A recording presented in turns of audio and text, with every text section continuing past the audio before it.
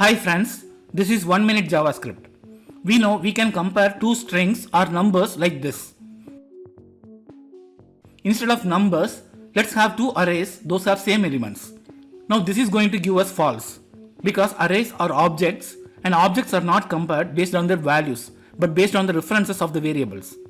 But there are different ways we can compare two arrays. Let me show you few. We need to convert the arrays into strings before comparing. We can do that using toString method like this, or using json.stringify method like this.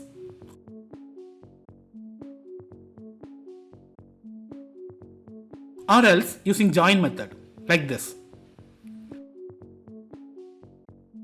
But these three will not work in some scenarios. Let me change the second element in first array to null and the second array to undefined. Now we know these arrays are not equal. But when we execute we get true. That is not correct. So the better option is to loop through each item and compare. We can use a for loop like this, in which if any of the element is not matching, we break the loop and print false. Otherwise it prints true. In our case, this is going to return false. Let me change both the arrays to have same elements. Now we can see true. But here also we can see a problem.